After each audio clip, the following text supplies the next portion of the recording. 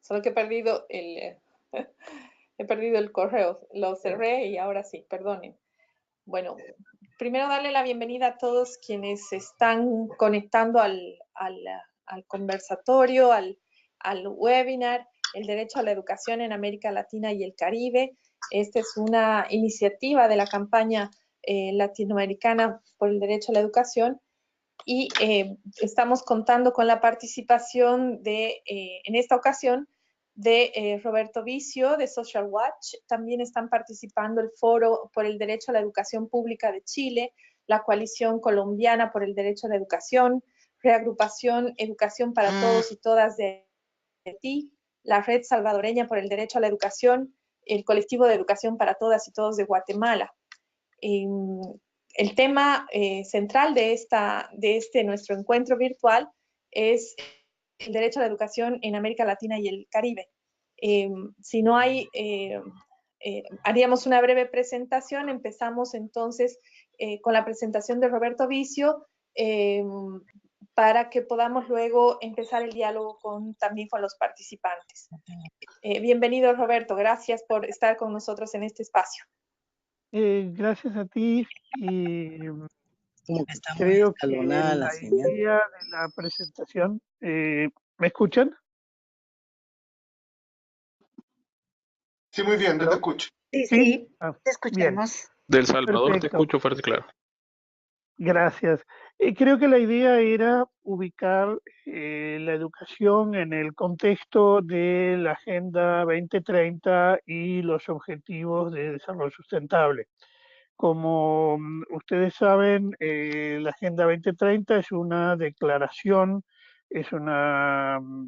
declaración política que hicieron los gobiernos en las Naciones Unidas en septiembre de 2015, después de varios años de discusión muy intensa, muy participativa, de los gobiernos, sociedad civil, empresariado y distintas agencias de desarrollo, y que en general ha sido considerada por las organizaciones de la sociedad civil como un gran avance con respecto a la agenda anterior de los Objetivos de Desarrollo de Milenio.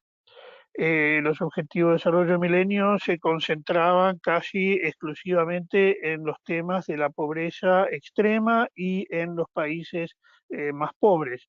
Y de alguna manera, para el caso en particular, en América Latina, la mayor parte de los países quedaban de lado porque ya desde el arranque tenían las metas, que eran metas realmente muy mínimas, ya cumplidas en el año 2000, cuando esos objetivos se enunciaron. La Agenda 2030, en cambio, no es una agenda hecha como los Objetivos del Milenio por un grupo muy pequeño de tecnócratas en un cuarto cerrado, sino que fue resultado de una gran discusión y tiene elementos que consideramos que son muy importantes. Incorpora el tema de las igualdades, de reducir las desigualdades dentro y entre los países. Busca un balance entre los temas sociales, el combate a la pobreza, el hambre, o los objetivos sociales como salud y educación, que ya estaban incorporados en la agenda en los objetivos del milenio, con una serie de objetivos de tipo ambiental, que van desde cambio climático, protección de la biodiversidad, protección de los océanos, etcétera. Tiene además mucha preponderancia en los temas de género, no solo dentro de un objetivo de género específico, sino también a lo largo de toda la agenda que se plantean los temas de género, y se concluye con dos objetivos. Uno que es novedoso en el marco de estas declaraciones de desarrollo, que es el objetivo 16, que se refiere a acceso a la justicia, la paz, sobre todo la paz en el sentido de convivencia pacífica interna de los países, y temas de transparencia, gobernanza, lucha contra la corrupción, metidos todos dentro de este paquete del objetivo 16. el objetivo 17, que es el objetivo o el que trata de enfatizar que todo esto hay que implementarlo y que implementarlo requiere movilizar recursos y finalmente en varios aspectos claves hay énfasis en que los países desarrollados deben tomar iniciativas, por ejemplo, para cambiar los modelos insustentables de producción y de consumo. Todo este marco fue celebrado justamente por todo lo novedoso, lo ambicioso, lo prometedor que resulta esta agenda. Y un aspecto interesante es que en los temas de responsabilidad, si bien la agenda establece que los gobiernos deben rendir cuentas a su ciudadanía y a sus parlamentos, o sea, una rendición de cuentas interna, y esa es la rendición de cuentas fundamental, también establece que los gobiernos pueden, si quieren, enviar informes nacionales voluntarios de cumplimiento de estos objetivos. Cuando esto se planteó comparando con los informes de derechos humanos y de derechos económicos, sociales y culturales, que son informes mandatados por ley, un poco pensábamos que, bueno, ¿quién va a informar si estos informes son voluntarios y no hay una obligación de hacerlo? Sin embargo, con los que van a estar informando este año, hasta el momento ya 150 países han informado por lo menos una vez y varios países 2 veces, lo cual refleja justamente un gran compromiso político de los gobiernos con esta agenda. En la medida que existe ese compromiso político declarado, eso habilita a la sociedad civil a demandar el cumplimiento. Bueno, nos han hecho todas estas promesas tan hermosas, ¿qué pasa con el cumplimiento? Y ahí es donde entran muchísimas organizaciones que presentan sus informes sombra o informes luz, como ahora se los está llamando, porque echan luz, enfocan luz sobre aspectos que los gobiernos no quieren tanto que se sepan o se difundan, lo cual tiene un cierto poder o una cierta capacidad de interlocución. Por el lado de los defectos o lo que falta por hacer, el marco estadístico, el marco de indicadores que debiera medir progreso sobre esta agenda, todavía se está discutiendo, se van aprobando de a poco distintos indicadores, pero el marco en general es todavía muy débil y en los hechos gran parte de la lucha política se ha desplazado del texto de la agenda al marco de indicadores. En el caso particular de la educación, eso es particularmente problemático. El objetivo de la educación tiene unas 12 metas distintas. A ver si puedo tal vez mostrarlas en la pantalla. Eh, el objetivo de educación tiene unas 12 metas que están aquí, aparecen en la pantalla. Si se puede ver, no importa, no es tan importante verlas porque todos pueden acceder, pero de esas metas solo hay 2 que tienen ya un indicador aprobado y no son las más importantes. Son la meta de participación en la enseñanza preescolar y la meta de aumento del apoyo de la asistencia oficial, o sea, de la ayuda al desarrollo destinada a becas. Esas son las únicas 2 que están en la llamada categoría 1, que son los indicadores que tienen una metodología aprobada y suficiente cantidad de datos. Todo el resto de los indicadores del objetivo de educación o no tienen datos aún o ni siquiera tienen una metodología aprobada. Y a veces los indicadores propuestos, aun cuando por ejemplo, el primero de los objetivos señala que todas las niñas y todos los niños deben terminar enseñanza primaria y secundaria que ha de ser gratuita, equitativa y de calidad. Sin embargo, el indicador sugerido y que todavía carece de datos suficientes no menciona la gratuidad y no mide la gratuidad por ningún lado. Con lo cual, un aspecto que la sociedad civil luchó mucho para que se incorporara el tema de la importancia de la gratuidad de la educación, desaparece en el indicador, no va a ser medido, no va a figurar en los informes. Eso es particularmente preocupante. Y de la misma manera, por ejemplo, en el último de los objetivos, donde se señala que hay que aumentar la oferta de docentes calificados, incluso mediante la cooperación internacional, luego se mide la cantidad de docentes calificados en el indicador, pero no se dice nada si existió o no existió la cooperación internacional para lograrlo. Y problemas similares ocurren con el resto de los indicadores en el conjunto de los objetivos y en particular con los indicadores de educación, donde todavía se carece de definiciones sobre qué quiere decir educación de calidad, qué quiere decir una educación equitativa, o sea, todo lo que se logró como una, un avance en cuanto a definiciones como la gratuidad, lo equitativo y la calidad, luego desaparece a la hora de los indicadores. Y ese era un poco mi mensaje o conclusión para las campañas de la educación, que es la necesidad de prestar atención a estos aspectos donde de alguna manera la lucha todavía continúa.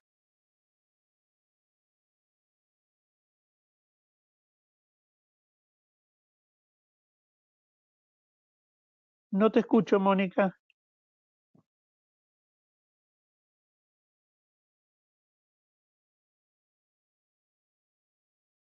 Bueno, ahora sí, perdonen. No, me olvidé que había puesto lo había puesto en mudo. Gracias, Roberto. Muy importante las recomendaciones que nos haces, sobre todo a quienes estamos haciendo seguimiento a la agenda de los ODS, a la Agenda 2030 y particularmente a los ODS en temas de educación. Quiero recordar a quienes están con nosotros que pueden poner algunas preguntas en el chat de GoToMeeting. Estamos recogiendo las preguntas para plantearlas luego al panel de intervenciones. Seguimos entonces con el orden de intervenciones en este webinario sobre el derecho a la educación y vamos a continuar con Juan González. Él es representante del Foro por el Derecho a la Educación Pública de Chile. Bienvenido, Juan.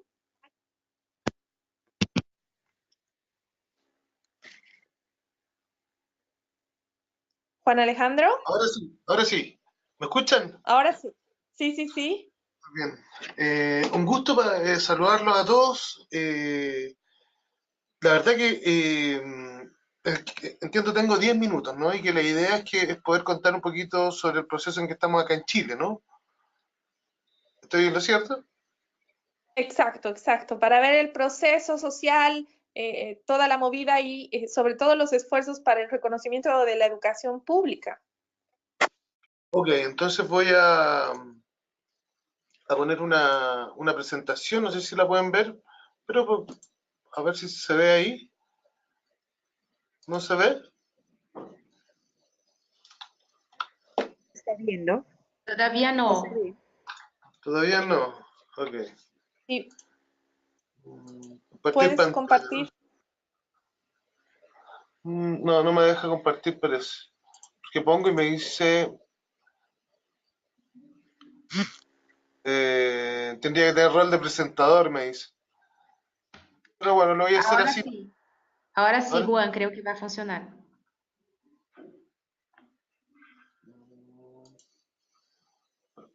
No.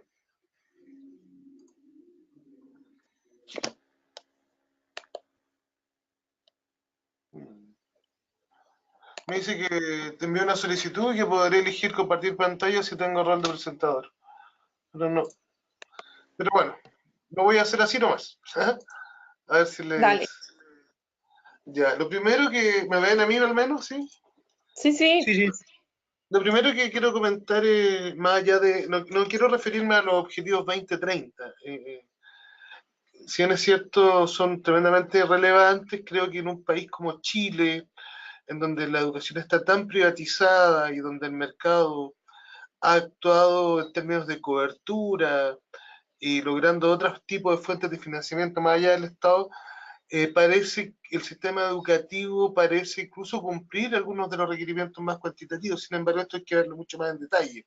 Por eso no me quiero referir en relación a los objetivos 2030, sino hablando más o menos del contexto y centrándome en tres problemas principales que son los que como Foro por el Derecho a la Educación Pública nos hemos planteado en defensa del derecho a la educación. Lo primero es contestar una pregunta que siempre se hace con respecto al sistema educativo chileno. ¿Por qué se habla que el sistema educativo chileno es un experimento educativo? Primero, digamos, señalar que el sistema educativo chileno tiene tres pilares estructurales que hay que entender, ¿no? Y que de alguna manera lo sostienen. El primer pilar que lo sostiene son las leyes constitucionales. En la constitución de mi país, el derecho a la educación no tiene garantía constitucional. ¿Qué quiere decir esto? Que el derecho a la educación, junto con otros derechos colectivos, no posee el respaldo constitucional que permita a los usuarios o a los sujetos de derecho reclamar ante el Poder Judicial que el Estado no les provee educación. El derecho a la educación está en un nivel secundario respecto, por ejemplo, a otros derechos, ¿no? En nuestra Constitución. Ustedes deben saber que en la Constitución chilena existe un elemento que se llama la garantía constitucional que pone unos derechos por sobre otros. En el caso de Chile, por ejemplo, la libertad de enseñanza o el derecho a desarrollar cualquier actividad económica o el derecho a no ser discriminado por el Estado y sus organismos en materia económica o el derecho de propiedad en sus diversas especies sobre toda clase de bienes corporales e incorporables son derechos consagrados como garantía constitucional en la Constitución de nuestro país. En cambio, el derecho a la educación o el derecho al trabajo, cosas de ese tipo, derecho a la vivienda, no tienen garantía constitucional. Esto tiene muchas implicancias para lo que nosotros estamos viviendo hoy día, ¿no? Primero porque el Estado, si quisiese financiar preferentemente sus escuelas, estaría entrando vulnerando el derecho de no discriminación económica frente a las escuelas particulares. Y un segundo elemento relevante es que los estudiantes o los actores educativos de la educación pública no pueden apelar al derecho a la educación si por cualquier razón son expulsados de la escuela o privados del derecho a la educación. Porque en Chile la libertad de enseñanza, ¿qué quiere decir esto? El derecho a proveer educación bajo las propias reglas, amparado los propios reglamentos internos, está por sobre el derecho a la educación. Ese es un pilar. No sé si me quieren hacer una pregunta o lo vemos después, pero si me explico. ¿Está bien? ¿Sí? Háganme así. Segundo elemento importante que hay que entender. El modelo el sistema de financiamiento, ¿no? El sistema de financiamiento en Chile es un sistema de financiamiento que está, nosotros le llamamos el subsidio a la oferta, ¿no? En general se habla de subsidio a la demanda, pero acá realmente es un subsidio a la oferta. Se entrega un voucher por alumno, por asistencia diaria, directamente a los sostenedores de las escuelas, ¿no? En el caso de las escuelas estatales, los sostenedores son los municipios. Y en el caso de las escuelas privadas, hay toda clase de sostenedores. Fundamentalmente lo que hay en Chile son corporaciones empresariales que a través de fundaciones sin fines de lucro sostienen escuelas. Bueno, ellos son los que directamente reciben la subvención. En esta subvención, además, se complementa con otro tipo de aportes a la escuela que realizan directamente las familias mediante el sistema de financiamiento compartido. Sistema que ya debería estar caduco en Chile porque hace el año 2015 se promulgó una ley que permitía eliminarlo. Sin embargo, aún persiste el sistema de financiamiento compartido. Ha sido muy difícil quitarlo de la escuela. Y esto es muy relevante porque ha generado el sistema de financiamiento, particularmente el financiamiento compartido, el aporte que hacen las familias a las escuelas, ha generado un tremendo nivel de segregación educacional. La OECD ha señalado en sus respectivos informes, tanto el del 2004 como el que hace ahora el 2016, creo que sería publicado, ¿no? 17, me equivoco. Señala que Chile, el gran problema que tiene el sistema educativo chileno es su nivel de segregación, ¿no? Incluso en Chile el nivel de segregación escolar es más alto que el nivel de segregación territorial. Y gran parte de eso se lo debemos al financiamiento compartido, porque bueno, las familias se van, si ustedes quieren, autosegregando, ¿no? Y el tercer pilar, digamos, que está presente en nuestro sistema educativo es el modelo de administración. Este modelo que yo les acabo de denunciar, que son de los sostenedores educativos, ¿no? Que hay un intermediario entre el Estado y las escuelas, que son, en el caso de las escuelas consideradas, entre comillas, estatales, los municipios, que tienen muchas dificultades para sostenerlo. Hoy día, particularmente, se ha hecho una reforma que se ha impulsado por el gobierno anterior, que consistía en generar las corporaciones locales de educación, que era una forma, de alguna manera, de generar un organismo estatal que no fuera municipal, que agrupara a 2 o 3 municipios o zonas de escuelas y que se pudiese generar un nuevo tipo de sostenedor mucho más vinculado al Estado, y no necesariamente a los municipios. Eso está en una experimentación piloto en 2 zonas en nuestro país, pero hasta ahora no ha dado muchos resultados, y uno de los principales efectos que ha tenido es la situación de los trabajadores de la educación, porque en las escuelas municipales los trabajadores de educación estaban contratados por el municipio, o sea, su empleador era el municipio. Hoy día, este nuevo organismo, en el cual aún no están claras las condiciones sobre las cuales están siendo contratados tanto profesores como trabajadores de la educación. Esos son de alguna manera bueno, y en el caso de los privados son privados, como yo les dije, un gran porcentaje de corporaciones empresariales a través de fundaciones sin lucro tienen escuelas acá en Chile y tienen total libertad para hacer lo que quieran, recibiendo además fondos del Estado. Esos son los 3 elementos centrales que nosotros consideramos que son parte constitutiva del sistema educativo chileno, y sobre esos 3 elementos se ha generado todo el debate educativo que viene desde el año 2006 hasta el día de hoy, que se ha cuestionado, pero ningún cambio ha habido en esos 3 elementos que nosotros consideramos fundamentales. La mayoría de los cambios han sido ajustes, ¿no? Y otros cambios que tampoco han proliferado, tanto como la prohibición del lucro, que ha sido un elemento importante, pero que aún se sigue lucrando, ¿no? Hay muchas figuras por las cuales se puede lucrar con fondos del Estado. Y por otro lado, este tema de la selección de estudiantes, que también es un tema muy importante, que se ha tratado de prohibir que los sostenedores elijan a los estudiantes y tampoco ha sido posible, ¿no? Solo en algunos colegios se ha podido eso potenciar. No sé cuánto tiempo me queda. Me pueden decir para no pasarme. 2 minutos más. 2 minutos, o sea, voy a ir de plano al fondo. Bueno, yo les voy a mandar un documento que sacamos como Foro por el Derecho a la Educación, que se llama Incluir y no segregar, el desafío principal del sistema de educación pública en Chile. ¿Por qué razón? Porque en el debate educativo actual, bombardeados de todo este tipo de reformas que se han planeado, tanto tratando de terminar con la selección, tratando de terminar con el financiamiento compartido, apostando a la gratuidad en la educación superior, que no ha sido como tal, porque la gratuidad ha sido básicamente un tremendo traspaso de fondos públicos a universidades privadas.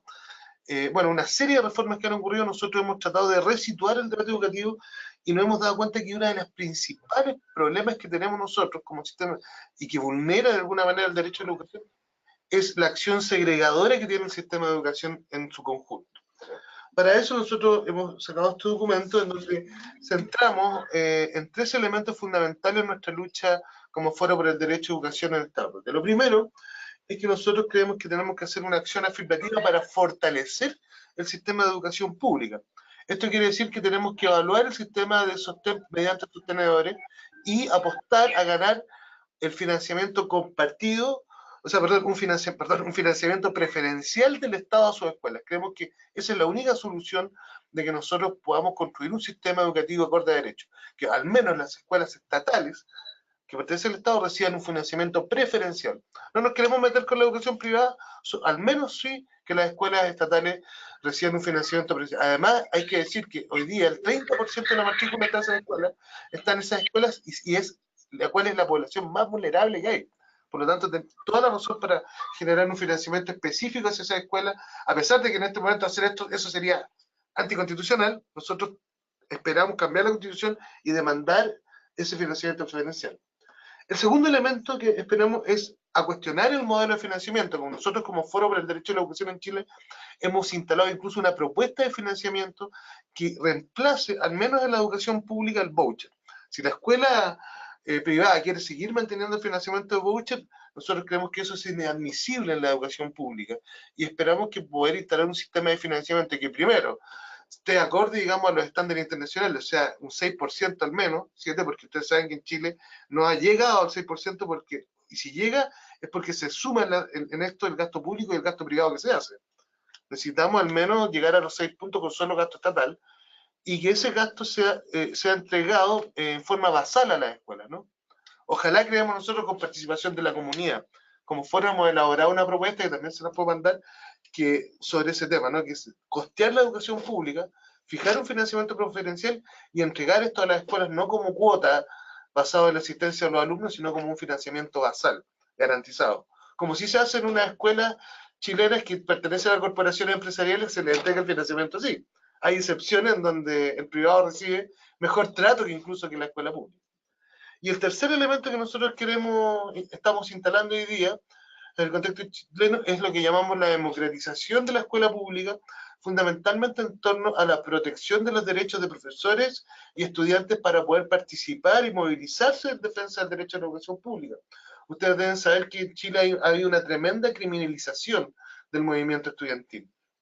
Contamos con leyes como la aula segura, que permite a los directores de escuelas públicas ocupar un fast track para poder expulsar a los estudiantes que estén bajo sospecha de cualquier falta que ellos consideren gravísima. Ustedes deben saber que los colegios, por producto de la libertad de enseñanza, existe los reglamentos internos que, estando una falta descrita en el reglamento interno y el director ocupando ese criterio, puede echar a los estudiantes sin previa consulta a ningún otro estamento. Bueno, para darle un ejemplo, en uno de los liceos emblemáticos de Santiago, el año pasado solamente fueron expulsados 40 estudiantes. De un total de 1000 estudiantes, 40 fueron expulsados por participar en la organización estudiantil. Lo mismo ocurre con los profesores. Bueno, esos son los tres elementos, Gracias. me quedo ahí. Y muchas gracias por su paciencia. Gracias, Juan. Efectivamente, toda una propuesta en relación al tema además del rol del sector privado en temas de desarrollo y, bueno, también el rol que va a jugar en el marco de la Agenda 2030. Tenemos una intervención más. Vamos a pasarle el rol de intervenciones a la Coalición Colombiana por el Derecho a la Educación. Está Cecilia Gómez con nosotros, pero antes de pasarle el micrófono a ella, recordarles que pueden hacer sus preguntas en el chat de GoToMeeting. El equipo está recogiendo las preguntas y luego las vamos a socializar y compartir. Entonces, bienvenida, Cecilia. Gracias por unirte al webinar. Hola, ¿me escuchan? Hola. Sí, te escuchamos fuerte y claro. Mira, quiero compartir una presentación. Espérate a ver si la logro colocar. Aquí. Ay, Dios. ¿Sí se ve la presentación? No.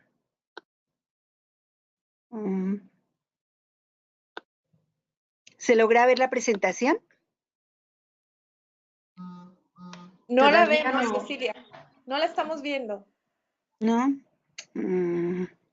Haz clic una vez porque estamos esperando, el mensaje dice que estamos esperando para ver tu pantalla. Pantalla, vamos a ver. Entonces, vista de la audiencia.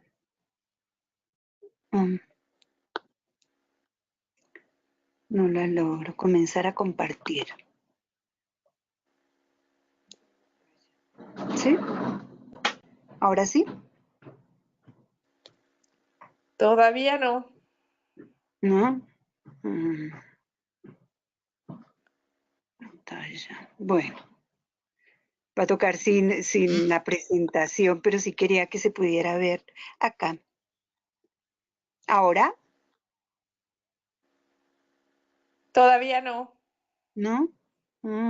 Sí, tu botón de compartir pantalla hay que estar verde, de color verde. Sí, está Úsalo verde. una vez. Acá. Sí. Espérate a ver qué pasa. No lo logré. Bueno, vamos, de todas maneras vamos a hacer la presentación sin compartir la pantalla porque no pude. No sé por qué no lo logré. Oh. Adelante. Listo. Bueno, poco vamos a ubicar el contexto, muy corto, el contexto de la situación colombiana.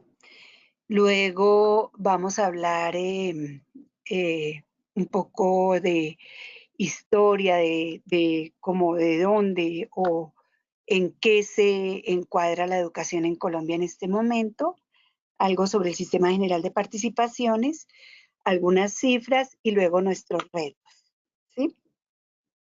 Entonces voy a arrancar con la primera parte para ubicar el país. Este es un dato del Banco Mundial. Colombia es el país más desigual de la región después de Honduras y el tercero más desigual del planeta. En el país se ha incrementado la pobreza, que hoy supera más de la mitad de la población, donde cerca del 15% está en condición de miseria. 15% de la población.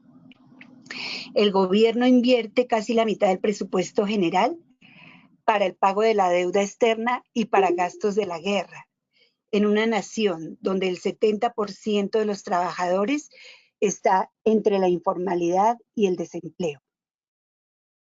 El gobierno ha favorecido a los sectores financieros, terratenientes y a las multinacionales, reduciendo los impuestos a estos sectores, mientras que privatiza las empresas de servicios públicos, comunicaciones, hidrocarburos y recursos naturales.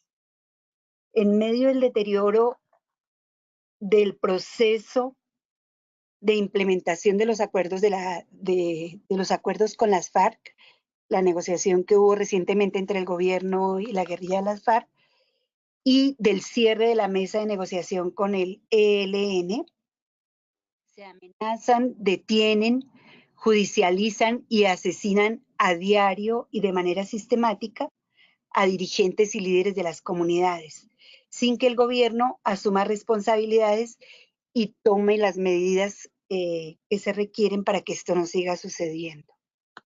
Una situación un poco grave lo que está pasando en Colombia en este momento. Pero ya entrando con el tema de educación. Entonces, contrario a lo que planteaba Juan ahora en Chile, aquí la educación está anclada en la Constitución Nacional del 91.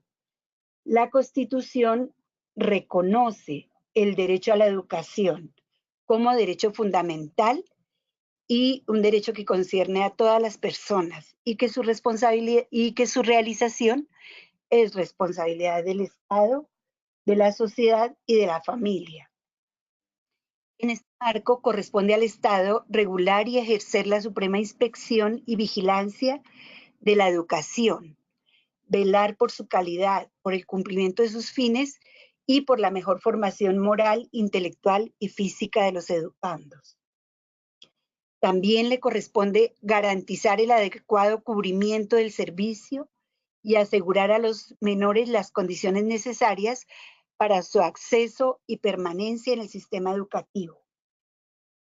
La ley garantiza la profesionalización y dignificación de la actividad docente, también como norma constitucional. Se reconoce el derecho de los padres y madres de familia a escoger el tipo de educación para sus hijos.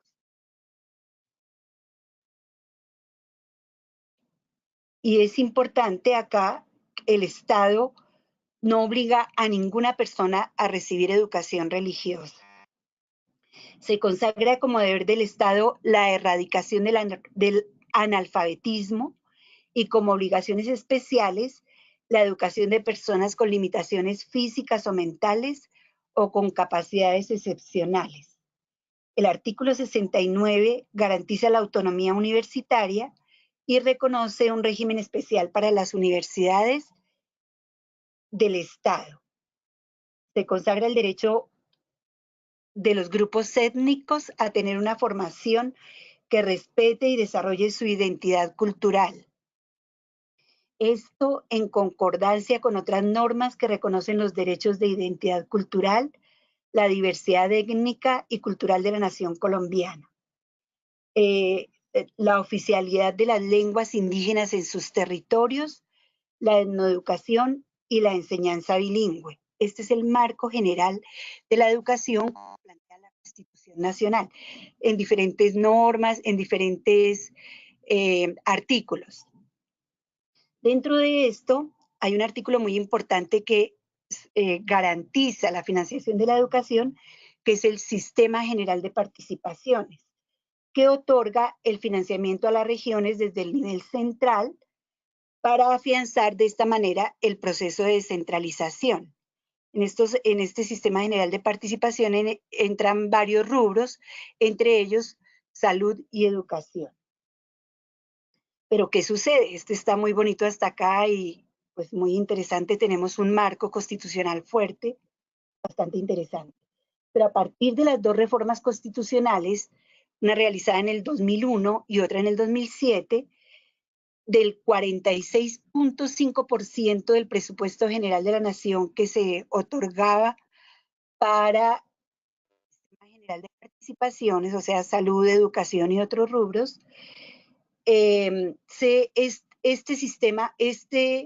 estos recursos se disminuyen al 26.7%.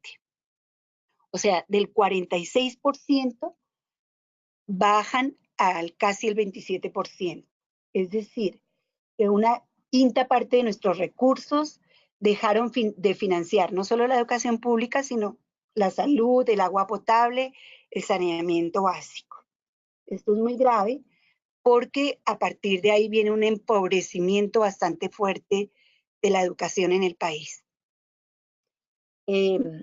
Otro tema es la gratuidad de la educación, que ya lo planteaba Roberto Vicio, no hace parte de los ODS, no está como indicador, pero en Colombia, como en varios países de la región, es un indicador importante.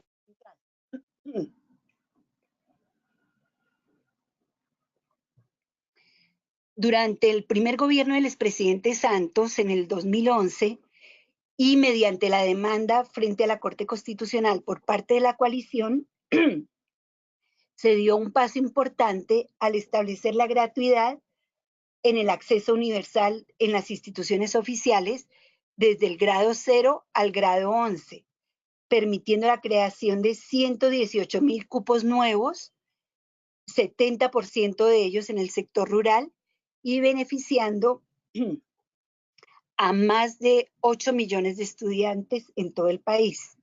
Este fue un hito muy importante para la coalición colombiana y para el país.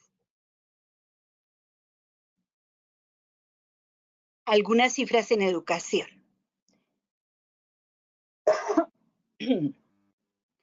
Colombia invierte en educación alrededor del 4% del PIB. Según la OCDE, Colombia gasta $1.094 al año por cada niño. En Chile, Juan, no sé si tienes ese dato, el gasto por niño es de $4.551. O sea, hay una diferencia de 1 a 4 entre Colombia y Chile, para hacer la comparación. La cobertura de educación primaria en Colombia no supera el 83.9% de la niñez. Más del 15% abandonan la escuela por falta de recursos económicos. Según el último informe de la OCDE, la expectativa de vida escolar de los estudiantes con las peores condiciones de pobreza es de solo 6 años. Es decir, que permanecen en la escuela por 6 años. No llegan más allá, no tienen posibilidad de ingreso a la educación superior. El 60% de las y los jóvenes rurales no acceden al sistema educativo. Y en las ciudades la mayoría de los jóvenes no termina la educación secundaria ni la educación media. Tampoco ingresa a la educación superior. Según datos del Ministerio de Educación 2016, 18 de los 20 municipios más afectados por el conflicto armado son rurales. y 40% de los niños que no asisten al colegio en el país están en zonas afectadas por el conflicto armado. Entre el 2013 y el 2015, 65 escuelas fueron directamente afectadas por el conflicto. Bajo la actual presidencia de Iván Duque, con la aprobación del Plan Nacional de Desarrollo, mirando este plan, es muy pobre en diagnósticos, muy corto en metas, en ideas y propuestas. Realmente al actual gobierno no le interesa mucho la educación. Este plan de desarrollo desconoce la historia, los diagnósticos previos y las propuestas que han hecho investigadores y pedagogos. Es muy grave esto porque sobre todo el plan en la parte de educación suelta la responsabilidad a los sectores privados y a los empresarios y deja un poco de lado la educación pública, la va a colocar mucho más en manos del sector privado y esto va a ser bastante grave para el país. Muchas gracias, Cecilia. Hoy no llegué a las propuestas, ¿ya terminamos? Estás sí con el tiempo concluido. Ah, bueno. ¿Te falta listo. mucho? ¿Puedes redondear en unos segundos más? Sí, un poco nuestras propuestas en torno a qué giran muy rápidamente, ¿no? Incrementar el presupuesto para educación hasta el 7.5% del PIB. Brindar en todo el sistema educativo contenidos y pedagogías que permitan a la sociedad aprender a tramitar los conflictos de manera no violenta. Promover acciones que permitan romper los ciclos de las violencias de género, étnicas, raciales y por diversidad sexual.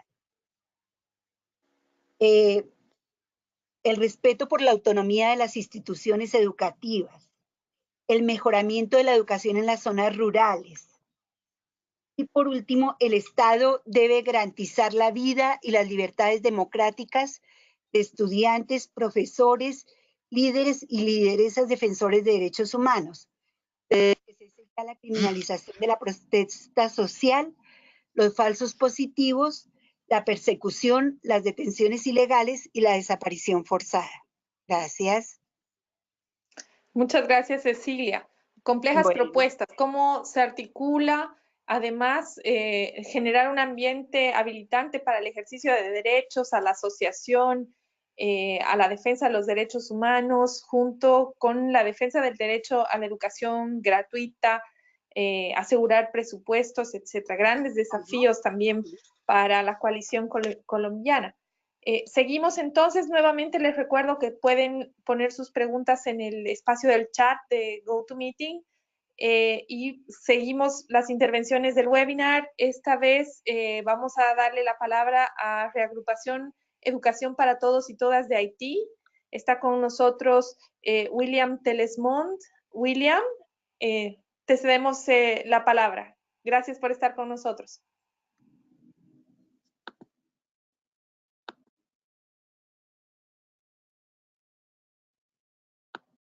William, tienes habilitado tienes en mudo tu micrófono, si lo puedes habilitar.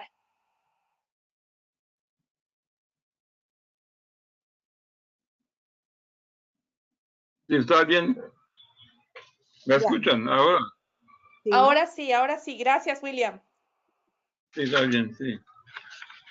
Sí, entonces yo estaba saludo para este encuentro y esta charla sobre la educación en la región y particularmente en Haití.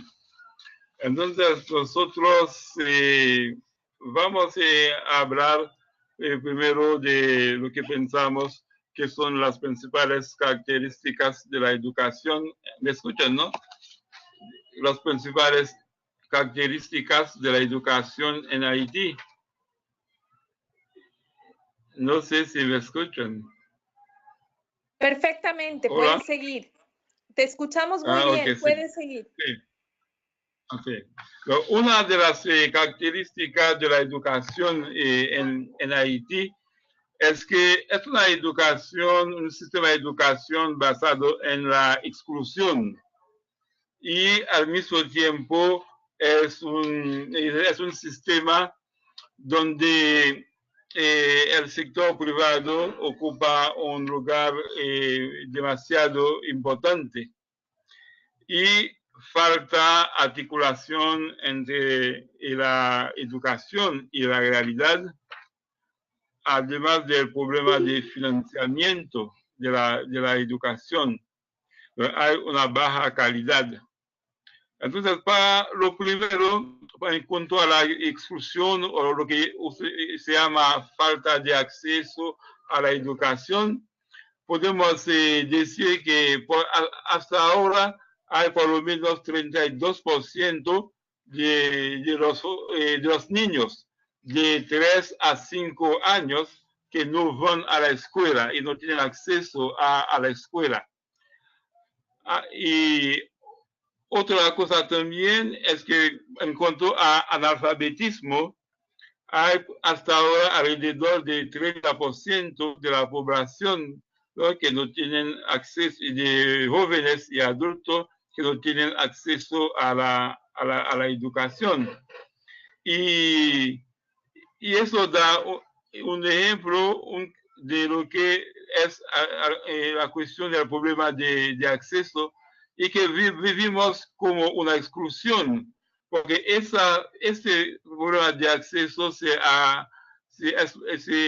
aumenta, o es muy más elevado en las zonas pobres, en las zonas campesinas y en sectores pobres de la población.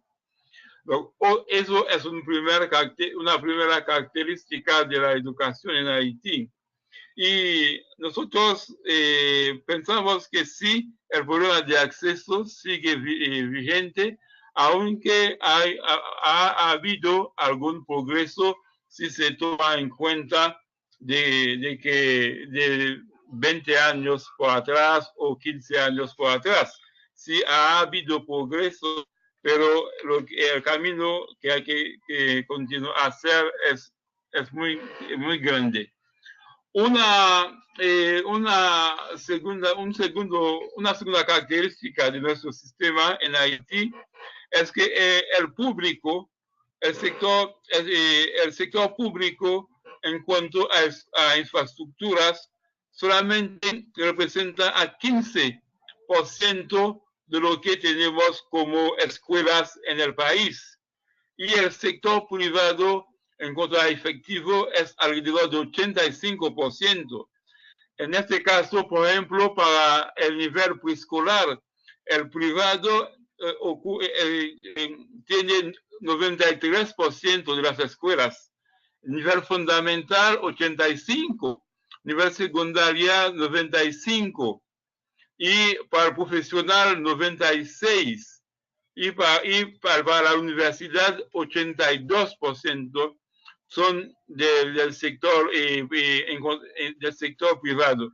Y en cuanto a efectivo, hay algunas variaciones, pero sigue siendo muy grave en cuanto a efectivo. Por ejemplo, en total, en el efectivo, menos de 20% de la población escolar, ¿no? Todo nivel confundido, no supera a los 20%, ¿no?, de los efectivos. Eso quiere decir que más de 80% de la población escolar va en el sector privado. En ese sentido, por ejemplo, 94% de los niños en preescolar van a escuelas privadas, y para el fundamental, en cuanto a efectivo, 77%, y para los secundarios, 79% va en lo privado, y para lo profesional es 93%, y para la universidad en cuanto a efectivo es 78%. Hay una variación entre escuelas, número de escuelas o establecimiento escolar o educativo y el efectivo. las escuelas públicas son más grandes generalmente que la mayoría de las escuelas privadas. Hay unas pequeñas variaciones, pero en general, puedo decir 15% de escuelas son solamente son público y 20% de los efectivos van a escuela pública. Y eso a pesar de que sabemos todo lo que se sabe de la condición económica del país, de la pobreza, del desempleo, que va alrededor de entre 60 y 70% de la población, ¿no? De gran mayoría de la población que vive bajo, ¿no? Así del nivel que se llama de la pobreza. Y a pesar de todo eso, las familias en Haití contribuyen hasta 64% en lo que se gasta en la educación, ¿no? Y el Estado solamente paga alrededor de 30% y el resto es con la ayuda internacional o sector privado así filantrópico. Entonces, los padres y madres de familia, a pesar de esta situación, tú tienes que pagar, que asumir 64% de los gastos de educación en el país. Y otro gran característica también es la falta de financiamiento del sistema. Por ejemplo, se calcula que se gasta alrededor de 350 millones de dólares por la educación, así, ¿no? La educación fundamental hasta la secundaria. Y los cálculos dicen que hacía falta 3 veces más de eso, ¿verdad? Para poder dar una cierta educación y asegurar un cierto nivel de educación. Pero a pesar de todo eso, a pesar también de los esfuerzos que hacen a veces, que hizo también que hace los movimientos sociales, la sociedad, y hasta un ministro también que estaba trabajando en eso, la parte para la educación en el presupuesto nacional, ¿no? Estaba de 17.2% hace 3 años, ¿no? Pasó a 15.9% y ahora bajó hasta 11.8%. Y eso, o sea que eso es como nuestra realidad. Y en cuanto y lo que es muy importante para nosotros, a la permanencia, y tiene algo de ver con el acceso, pero es que aunque se dice ahora que en cuanto a acceso para el nivel de la población escolarizable, estamos alrededor de 98%, pero algo muy importante en Haití es que primero hay los niños y niñas que entran a la escuela muy tarde. O sea, hay una gran masa de niños y niñas que entran en la escuela muy tarde. Y eso es se encuentra eso en todos los niveles, primero. Y segundo, una segunda cosa también es que entra en la primera año, en los primeros años, se entra alrededor 80% de los niños que tienen que ir a la escuela entran con la edad, ¿no? En los primeros años. Pero se ve que esta cifra va bajando Por ejemplo, cuando se llega en el primer año fundamental, ya baja a 78%. Se va a la secundaria, ya es 21%. Y cuando se llega al final de la terminal, ¿no? Llegan como a 6%, ¿no? Es decir, que son solamente 6% de los alumnos o de los niños que entran a la escuela y que se llegan a la terminal. Hay mucho desperdicio en el camino, en el camino. O sea, que muchos alumnos, muchos niños, ¿no? Salen, ¿no? Van saliendo de la escuela. O sea, por razones económicas. Sí, bueno, entonces nosotros en ese sentido, en el trabajo que hacemos allá, es poner acento sobre lo de la educación pública. La educación pública gratuita, ponemos mucho acento en eso. Y segundo, ponemos acento en promover la participación ciudadana en lo que refiere a la educación. Además que hacemos una lucha para el aumento del financiamiento de la educación y en cuanto a la calidad, trabajamos en lo del idioma, porque nuestro idioma nacional, el creol, no es el idioma principal para la educación en Haití. Y por eso hay todo un trabajo que se hace en ese sentido. Muchas gracias.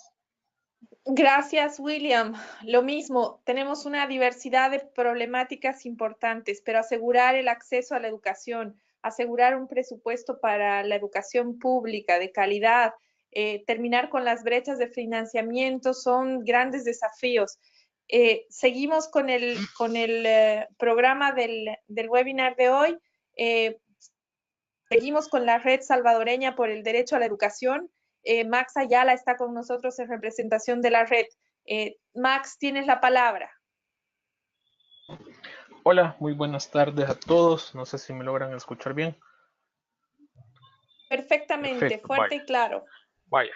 Les saluda Max Ayala, soy de la Red Salvadoreña por el Derecho a la Educación Resalde. Nosotros somos más de 20 instituciones de la sociedad civil salvadoreña organizada y algunas instituciones de cooperación internacional que estamos trabajando para que se apruebe la inversión de al menos el 6% del PIB en la educación en El Salvador.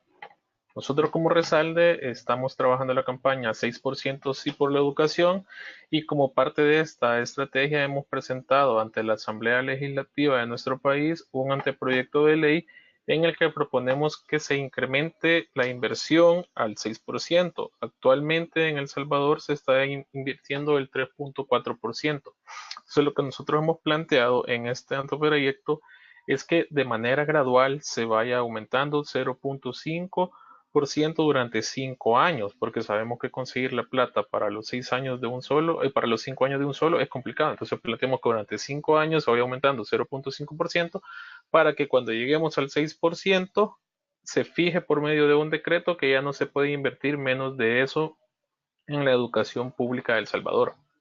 También destacar que somos miembros del Consejo Nacional de Educación y desde ahí se creó el Plan El Salvador Educado. ¿Por qué les menciono esto? Porque para la creación del Plan El Salvador Educado, que ya es una política de país, se utilizó como base nuestro estudio, que es el financiamiento de la educación en El Salvador, en el que nosotros planteamos el 6%. Este estudio nosotros lo presentamos en el año 2015. El Plan El Salvador Educado se lanza en el año 2017 y en este ya plantean que no necesitamos el 6%, sino que el 7%. Entonces, siempre hay que invertir más en educación en El Salvador. Entonces, actualmente la inversión en educación en el país es de 940 millones. Este es el 3.4 que les mencionaba hace un momento. Y el CONED plantea que para cumplir con el Plan El Salvador Educado se deben invertir 1.200 millones más cada año, lo cual nosotros acá como país sí lo vemos un poco complicado por diversos temas políticos.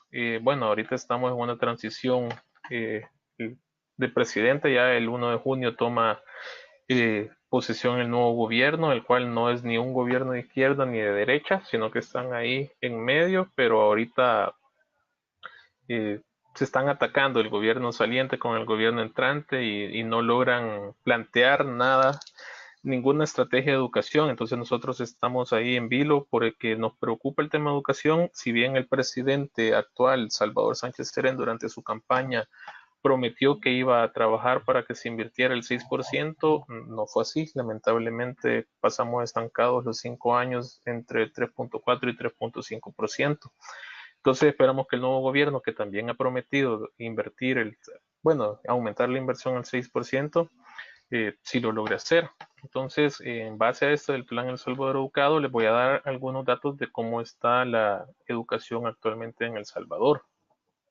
Destacarle que este plan cuenta con 6 desafíos, que se priorizaron los 6 desafíos como más importantes para la educación en nuestro país, y 104 acciones. Estos desafíos se dividieron según importancia, siendo el desafío 1 es escuelas libres de violencia, debido a la situación de pandillas que ustedes conocen que nos afecta acá en El Salvador. También tenemos el desafío 2, que es docentes de calidad, el desafío 3, que es atención a la primera infancia, el desafío 4, que son 12 grados de escolaridad, el desafío 5 es una inversión en educación superior, y el desafío 6 es estructura escolar. En estos 6 desafíos se trató de encerrar la mayor problemática de la educación en El Salvador. Y algunos datos que nosotros destacamos de toda esta presentación que se hace es que ante la creciente situación de violencia que azota El Salvador, el 65% de centros educativos públicos se encuentran en comunidades con presencia de pandillas. Esto viene a contrarrestar la presencia de niños y niñas en las aulas escolares. Destacar que, bueno, en el año 2017, según el último estudio, 15.511 niños y niñas desertaron la escuela por ese mismo problema de violencia que tenemos en El Salvador. En la parte de docentes de calidad y bajos incentivos, tenemos que dentro del cuerpo docente de la red educativa de El Salvador, solo el 8% tienen una licenciatura finalizada o algún grado superior. Los demás son bachilleres que han dejado sus educaciones a medias, y estos son los que están educando a nuestras futuras generaciones. Dentro de este 100% de docentes, solo el 30% saben utilizar muy bien una computadora. Los demás tienen esta carencia de tecnología en sus habilidades. También que la nota promedio con la que se están graduando nuestros maestros es de 5.5, cuando la nota mínimo en El Salvador es de 6. Y también que la carrera docente no ofrece incentivos para el desarrollo profesional. De ahí otro rubro que nosotros nos preocupa es la primera infancia, que en el país, en El Salvador, no tenemos censo desde el año 2007, que fue el último censo de población, que destacaba que teníamos 6,5 millones, y de estos 6,5 millones, el 55% correspondía a personas menores a 25 años de edad. Eso quiere decir que somos un país con una población bastante joven que tiene muy poco acceso a la educación, y aquí viene el problema en la primera infancia, que sabemos que en la primera infancia es el mayor desarrollo físico y emocional de los niños, pero acá solo el 8% de niños de 0 a 3 años asisten a un círculo de familia o a un centro de atención infantil.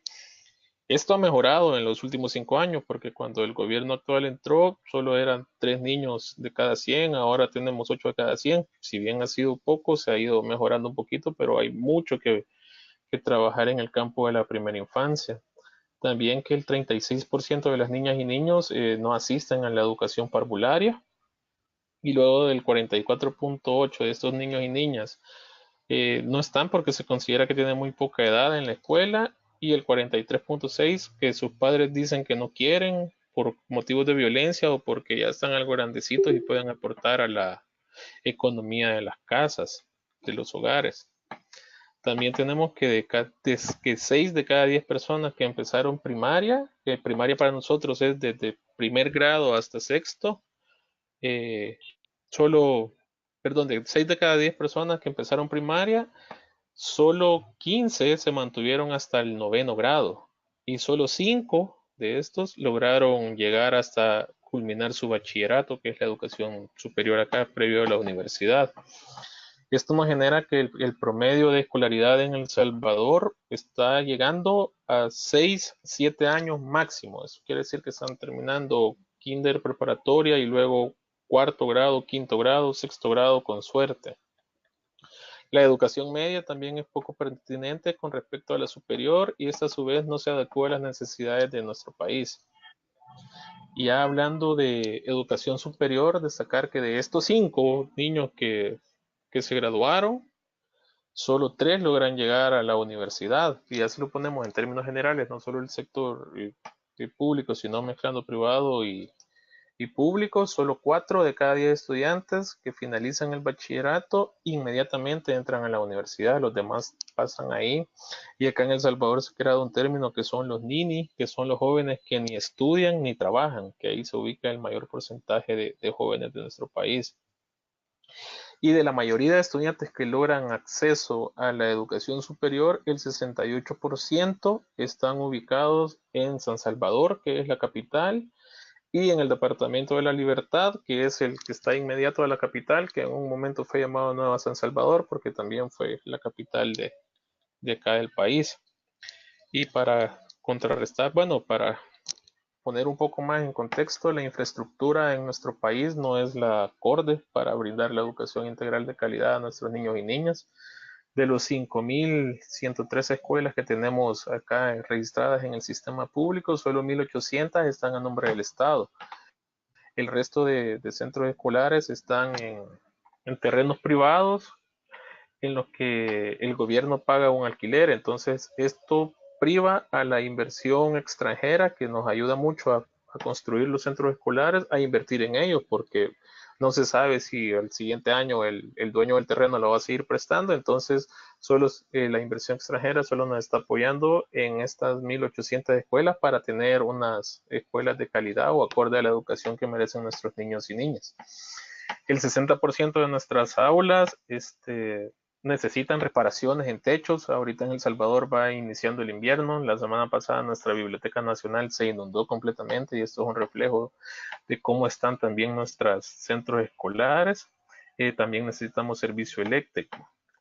Pero tampoco es de hablar solo cosas malas, ¿verdad? Porque nosotros sí tenemos que reconocer que este gobierno ha tratado de mejorar y ha mantenido un poco la retención escolar con programas sociales como un niño, una niña, una computadora, que con este programa se llegó cerca de 40.000 niños y niñas ya con acceso a la tecnología. También el paquete escolar, que en El Salvador consiste en la entrega de un uniforme escolar gratuito, camisa, pantalón, zapatos, y también el programa del vaso de leche, que esto es a través de los padres de familia. Se organiza, el gobierno les da un donativo a la escuela de leche e insumos básicos como arroz, huevo, frijoles, para que se les elabore un refrigerio a los niños. Entonces, de esta forma se ha logrado retener un poco a los jóvenes en las escuelas del Salvador, pero aún así no es mucho. Nosotros como Resalde también tuvimos una investigación en la que planteábamos que, con la ayuda de la Universidad Francisco de Gavidia, la hicimos, en la que planteamos que si poníamos un impuesto de 1 centavo a la llamada telefónica en El Salvador, si la gente, le consultamos a la gente si estarían de acuerdo para que ese centavo se invirtiera en educación, y como cerca del 95% de la gente encuestada dijo que sí estaban de acuerdo. ¿Qué pasó? Nosotros planteamos esto ante el Consejo Nacional de Educación, se vio a bien, pero como el problema principal en El Salvador es la seguridad, agarraron esta encuesta y pusieron el impuesto, crearon un impuesto, pero no lo invirtieron en educación. Este impuesto se está invirtiendo en seguridad. Y nosotros queremos demostrar que si se invierte en educación, no va a ser a corto plazo, pero por lo menos a 5 años, a 10 años vamos a empezar a ver los cambios en la situación de nuestro país. Esto es así, básicamente lo que tenemos para presentar. Creo yo que voy con el tiempo, no sé cómo estoy ahí. Sí, un poquito pasados, pero bien, terminaste más o menos en el mismo tiempo. Gracias, Max. Muchas gracias a ustedes. Importantes los desafíos de Resalde. grandes desafíos, cambiar la prioridad de otros temas, como el tema de inversión en Fuerzas Armadas y seguridad, para cambiar y aportar también en temas más sostenibles a partir de la educación. Gracias nuevamente, Max. Muchas gracias. Recordarles que pueden escribir las preguntas en el espacio del chat del GoToMeeting. Ya tenemos algunas preguntas para luego cerrar con nuestro intercambio de ideas. Vamos a seguir con la presentación del Colectivo de Educación para Todas y Todos de Guatemala. Nos acompaña en esta oportunidad Víctor Cristales. Víctor, tienes la palabra, tus 10 minutos. Gracias, Mónica. Aquí haciendo la transmisión para esta actividad, realmente queremos indicarles que parte de la lucha que hemos establecido como colectivo de educación para todas y todos de Guatemala está relacionado con la demanda de más presupuesto para la educación. Esencialmente porque nos hemos encontrado con varios problemas. El primer problema es que en Guatemala cada 4 años hay cambio de gobierno, y ese cambio de gobierno generalmente el gobierno que termina su periodo deja hecho un presupuesto para el nuevo gobierno. En esta situación del nuevo gobierno, pues prácticamente ese gobierno entra a ejecutar un presupuesto que no ha elaborado. Luego, en el segundo año, normalmente sí en el Congreso de la República, la correlación de fuerzas del gobierno que está en el organismo ejecutivo no cuenta con un respaldo en el Congreso, pues hay un boicot o una lucha contra ese ejecutivo, y ese primer año de gobierno que elabora presupuesto normalmente no aprueban el presupuesto nuevo, y ahí afectan a la educación. Esto nos ha pasado en estos 4 años que está terminando el actual gobierno. Hubo un año, o sea, el año 2017, en que este gobierno pues hizo su gestión, pero no fue aprobado el presupuesto. Entonces ahí hay doble pérdida. La primera doble pérdida va en la línea de que los funcionarios y las funcionarias hacen un trabajo por un presupuesto, pero que en el Congreso no lo aprueba. Esto es muy doloroso para el desarrollo del cumplimiento del derecho humano a la educación. Primero porque no hay un crecimiento, no hay una inversión, hay un condicionamiento, y generalmente se vuelve a trabajar con el mismo presupuesto del año anterior. Esto por supuesto que hace que la población pues demande de distinta manera, muchas veces en protestas, muchas veces en acciones de calle, porque se encuentran con que no hay presupuesto para contratar más maestros principalmente, y eso es una limitación real que no hemos encontrado la manera de superarlo. Primero porque cada gobierno se encuentra con una correlación de fuerzas no siempre favorable, y esa correlación de fuerzas pues es desventajosa para el gobierno. En otro orden de ideas, tenemos que decir que este actual gobierno pues ha hecho algunos esfuerzos para lograr mejorar la alimentación escolar.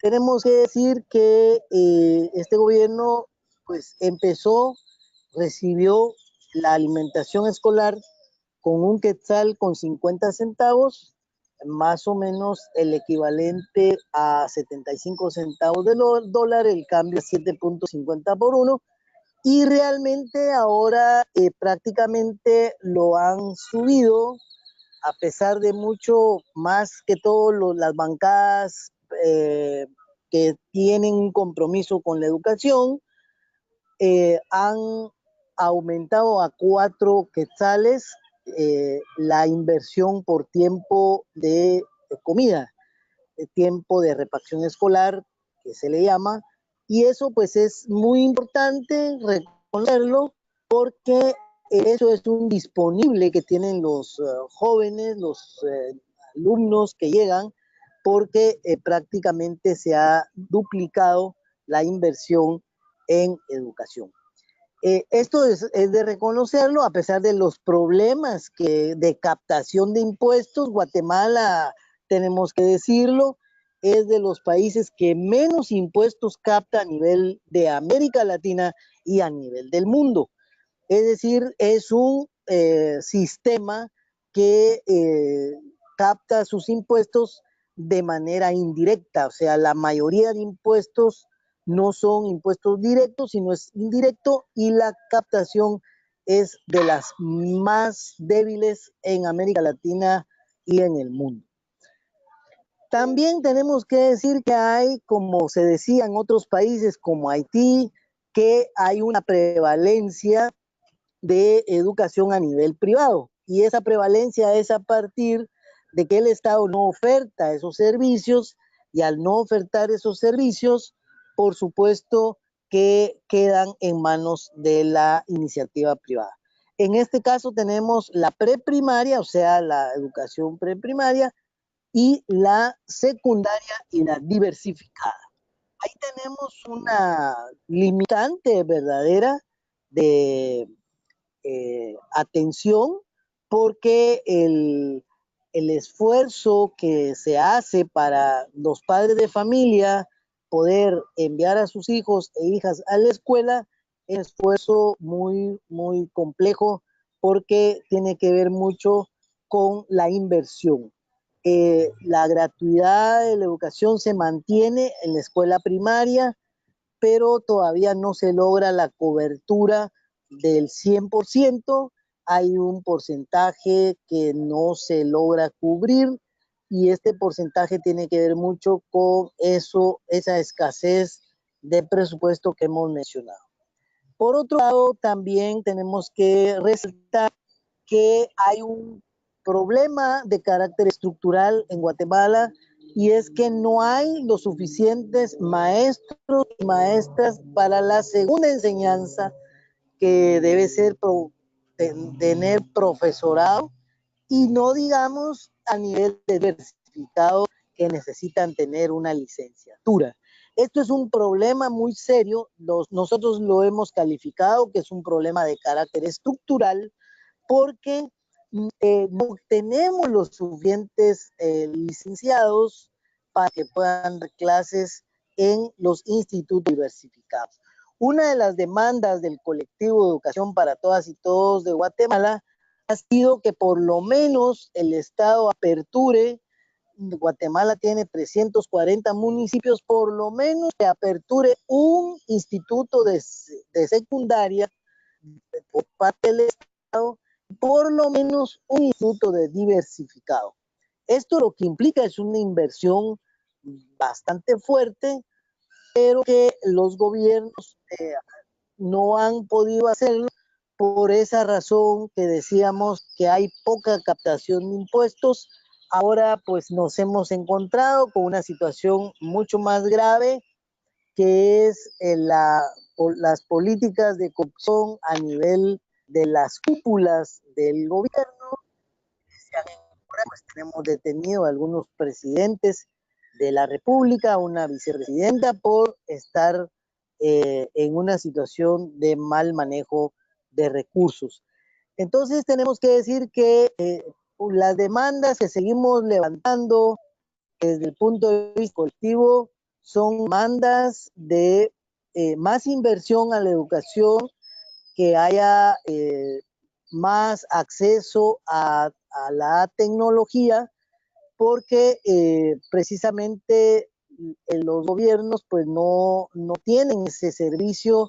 Ahora, en el reciente informe que vamos a presentar en Naciones Unidas de parte del gobierno, porque es uno de los gobiernos que hace examen voluntario, el Estado de Guatemala, pues nosotros vamos a aclarar que el gobierno pues ha hecho han creado 2000 institutos, 2000 laboratorios de computación en una población más o menos aproximada de 19.000 centros educativos de la escuela primaria. Eso les da una idea a ustedes también, que es a pesar del esfuerzo, a pesar de la insistencia, pues es poco lo que se tiene, pero es valorar lo importante porque al menos ya son 2.000 escuelas que tienen acceso a computación. Nosotros quisiéramos dejar nuestra intervención en este punto para darle paso a las preguntas que pudiera tener las personas que están siguiendo esta transmisión. Así que aquí concluimos esta primera fase de intervención. Gracias, Víctor. Ha sido absolutamente económico y has terminado en el momento justo que te iba a interrumpir. Muchas gracias. Parece que una constante de todas las intervenciones y de las demandas que estamos haciendo desde sociedad civil hacia el sistema educativo tiene que ver con presupuesto, financiamiento para asegurar educación de calidad, asegurar el acceso de la mayor parte de la población, pero también la inclusión de tecnología, como es en el caso de Guatemala. Muchas gracias, Víctor, por la intervención. Vamos a continuar ahora abriendo un espacio de preguntas. Han llegado varias preguntas que el equipo del CLADE se ha encargado de hacerme llegar. Una va dirigida a ti, Roberto. Es en relación, la voy a leer. Existe un doble filo sobre la calidad de la educación. Si se utiliza, se corre el riesgo de ser sensible a estandarización del indicador, y si no se usa, se teme la flexibilización de los currículums contextualizados y pertinentes. ¿Qué debería proponer la sociedad civil? Y tal vez yo complemento esta pregunta en relación a los reportes voluntarios que se van a dar en relación al objetivo 4 en el próximo panel de alto nivel. Sí, mira, aquí hay dos temas, porque el objetivo 4.1 es el que habla simultáneamente de la obligación de los estados de proponer una educación de calidad y además de carácter gratuito. Entonces, llama mucho la atención que al desarrollar el indicador se enfatiza en la calidad y no se mide la gratuidad, sí o no, o el costo para las familias de enviar niños a la escuela o a secundaria, porque aún en países donde la educación es gratuita, los libros, el transporte, una serie de los uniformes, etcétera, de costos que pueden ser excluyentes para la población de menos recursos. O sea que yo creo que en primer lugar la sociedad civil debe reclamar que se mida el costo real para las familias de la educación y que eso se incorpore a el indicador porque está en la meta como objetivo propuesto. Y luego el tema de la calidad. No existe a nivel mundial un único indicador de calidad de la educación. Y hay todo un esfuerzo por estandarizar y unificar los test y los criterios de rendimiento en lectura, comprensión lectora, matemáticas, etcétera, que presenta enormes dificultades porque la educación es esencialmente una actividad cultural y la expectativa educativa es distinta en Japón que en Francia o en Guatemala o en Uruguay. Entonces, pretender un único test universal de aprendizaje, y allí hay todo un debate también entre la utilización que intentan hacer el Banco Mundial y otras instituciones del término aprendizaje, que sería medible con estas técnicas en oposición a el concepto de educación, que es mucho más abarcante que aprendizaje. O sea, puede conducir a graves distorsiones sobre qué significa el rendimiento de la educación o qué significa un aprendizaje orientado a pasar pruebas únicamente como objetivo.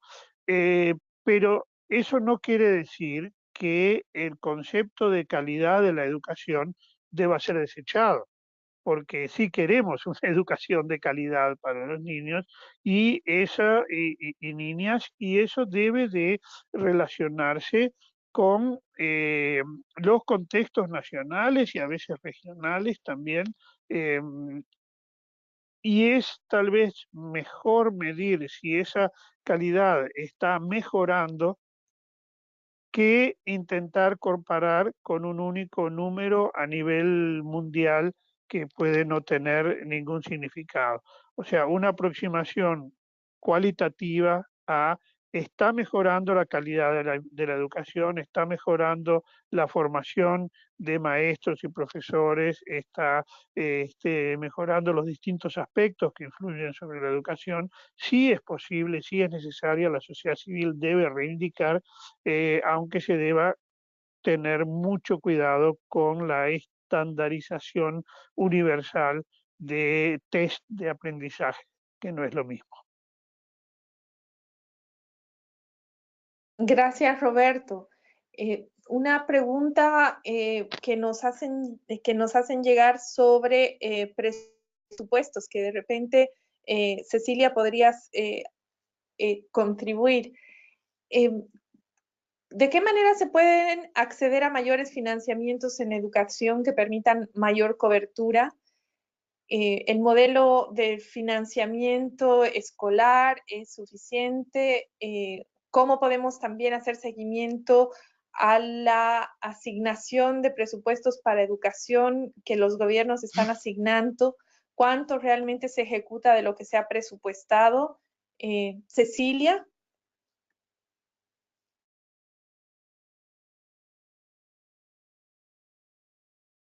Cecilia, tienes el micrófono en mudo.